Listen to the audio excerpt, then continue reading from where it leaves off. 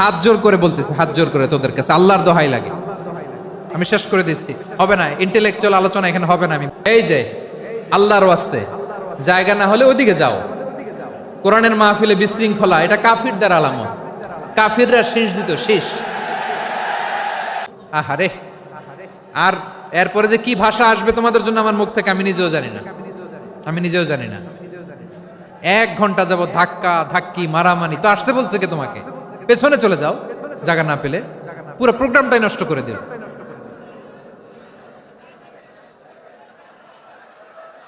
জি, আমার দিকে তাকান, আমি শেষ করে দিচ্ছি, হবে না ইন্টেলেকচুয়াল আলোচনা এখানে হবে না, আমি বুঝতে পারছি, আমি শেষ করে দিচ্ছি। এই যে ভাইরা, এই যে হাত জোর করে, এই যে Jessore Gen Z, the smart people of Jessore, হাত জোর করে বলতেছে, হাত জোর করে তোদের কাছে আল্লাহর দোহাই লাগে, স্টপ স্টপ। শুরুতে একবার বলেছে জায়গা না হলে আস্তে আস্তে ধাক্কা দিবা, সামনে না পিছনে, দিয়ে দিয়ে বের হয়ে চলে যাও। এলইডিতে দেখো, এই যে আল্লাহর ওয়াস্তে জায়গা না হলে ওদিকে যাও। কোরআনের মাহফিলে বিশৃঙ্খলা, এটা কাফিরদের আলামত। কাফিররা শীষ দিত, শীষ। বিশ্বনবী কোরআনের তাফসির করলে কাফিররা শীষ দিত আর ক্ল্যাপিং করত, হুইসেল এন্ড ক্ল্যাপিং। তো আমরা কি এখানে বিশৃঙ্খলা করতে আসছি? তো বারবার থামানো লাগে কেন? কোনো আওয়াজ হবে না, বললাম তো, স্টপ। আওয়াজ করে বলুন, কোরআনের কেন্দ্রীয় আলোচ্য বিষয় কি? সবাই বলেননি। এতগুলো মানুষ উত্তর দিলে এতটুকু আওয়াজ হয়, অন্তত আমি বিশ্বাস করি না। যশোর, আওয়াজ করে বলো, কোরআনের কেন্দ্রীয় আলোচ্য বিষয় কি? মানুষ। এই মানুষ কোরআনের কেন্দ্রীয় আলোচ্য বিষয়। মানুষকে আল্লাহ স্বাধীনতা দিয়েছেন, ফামান শাআ ফালইউমিন ওয়া মান শাআ ফালইয়াকফুর। চাইলে মুমিন হতে পারো, চাইলে কাফের হতে পারো, তোমার ইচ্ছা। তবে জেনে রাখো, মুমিন হলে পাবা জান্নাত, কাফির হলে পাবা জাহান্নাম। নাও দ্য ডিসিশন ইজ ইয়ার্স। সিদ্ধান্ত তোমার, জান্নাতে যাবা না জাহান্নামে যাবা। যশোরের ভাইয়েরা আওয়াজ করে বলুন, কই যেতে চান, জান্নাতে না জাহান্নামে? ডান দিকে না বাম দিকে? ডানপন্থী না বামপন্থী? চিল্লা চিল্লি না চুপচাপ? চুপচাপ কয়ে আবার চিল্লাচিল্লি শুরু করে দিচ্ছে। মাশাআল্লাহ।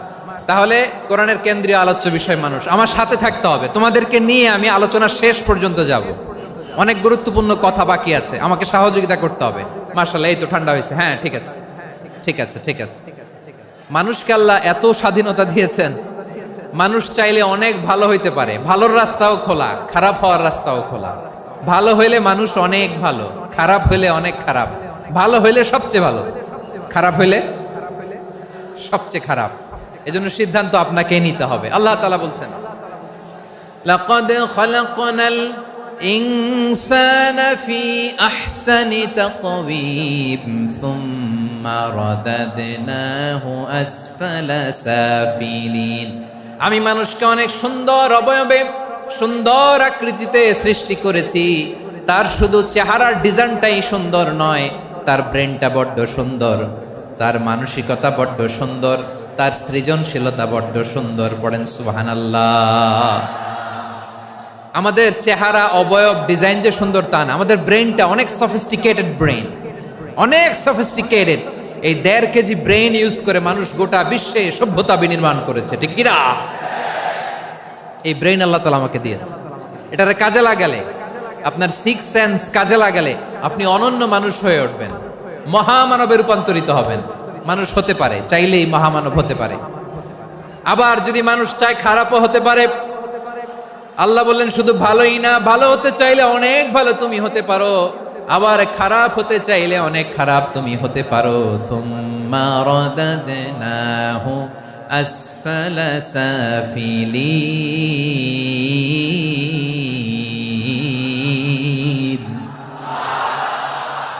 খারাপ হলে একেবারে খারাপ হতে পারো, নিকৃষ্ট হলে একেবারে নিকৃষ্ট হতে পারো, ভালো হলেও ভালো হতে পারো। কোন সুবহানাল্লাহ। এবার আওয়াজ করে বলুন, ভালো হতে চাই না খারাপ? শ্রেষ্ঠ না নিকৃষ্ট? মানুষ ভালো হলে মানুষ ফেরেশতার চেয়েও ভালো। মানুষ খারাপ হলে সে পশুর চেয়েও খারাপ। কথা ঠিক কিনা বলেন? ভালো হলে ফেরেশতার চেয়েও ভালো, খারাপ হলে পশুর চেয়েও নিকৃষ্ট। তার মানে শ্রেষ্ঠত্বে মানুষ, শ্রেষ্ঠত্বে ফেরেশতাকে হার মানায়, আর অধপতনে শ্রেষ্ঠত্বে ফেরেশতাকে ছাড়িয়ে যায়, আর অধপতনে পশুকেও হার মানায়। আই রিপিট, আমি আবারও বলছি, মানুষ শ্রেষ্ঠত্বে ফেরেশতাকে ছাড়িয়ে যায়, আর অধপতনে সে পশুকেও হার মানায়। আওয়াজ করে বলতে হবে ঠিক কিনা? এটার প্রমাণ কি? মানুষ শ্রেষ্ঠ হইলে যে ফেরেশতার চেয়েও সেরা, তার প্রমাণ কি? আল্লাহ তাআলা বলছেন, ওয়া ইয কুলনা লিল মালাইকাতি ইসজুদু লি আদম ফাসাজাদু ইল্লা ইবলিস আবা ওয়াস্তাকবারা ওয়া কানা মিনাল কাফিরিন। আল্লাহ বলেন, স্মরণ করো সে সময়ের কথা যখন আমি ফেরেশতাদেরকে বললাম, ও ফেরেশতারা আদমকে সেজদা দাও। সব ফেরেশতারা সম্মান সূচক সেজদা আদমকে দিল, তারা আদমের জন্য সেজদায় লুটিয়ে পড়লো, একজন ছাড়া, তার নাম ইবলিস। আওয়াজ করে বলেন তার নাম কি? সে অহংকার প্রদর্শন করলো, সে কাফের হয়ে গেল, বাকি সব ফেরেশতারা সেজদা দিল। সুবহানাল্লাহ। আবার আদম আলাইহিস সালামকে আল্লাহ জিজ্ঞেস করলেন, সব বলে দিল উত্তর, কিন্তু ফেরেশতাদেরকে একই প্রশ্ন জিজ্ঞেস করলেন, তারা উত্তর করতে পারে নাই। তার মানে এর মধ্য দিয়ে প্রমাণিত হয়, মানুষ ভালো হলে ফেরেশতার চেয়েও ভালো, ফেরেশতার চেয়েও মানুষের মর্যাদা বাড়িয়ে দিয়েছে কে? সব নূরের ফেরেশতা যখন মাটির আদমকে সেজদা দেয়, এটা প্রমাণ করে ফেরেশতার চেয়েও মানুষের মর্যাদা বাড়িয়ে দিয়েছে কে? তুমি মাটির আদমকে প্রথম সৃষ্টি করিয়া ঘোষণা করিয়া দিলে শ্রেষ্ঠ বলিয়া, তাই তো নূরের ফেরেশতা করে আদমকে সেজদা। ঠিক কিনা বলেন? তাই তো নূরের ফেরেশতা করে আদমকে সেজদা, সবার চেয়ে সম্মান দিলে মাটির আদমকে। আল্লাহু আল্লাহু তুমি জাল্লে জালালুহু, শেষ করা তো যায় না গে তোমার গুণগান। পড়েন না? পড়েন। আল্লাহু আল্লাহু তুমি জাল্লে জালালুহু, শেষ করা তো যায় না গে তোমার গুণগান। আল্লাহু আল্লাহু, আল্লাহু আকবার।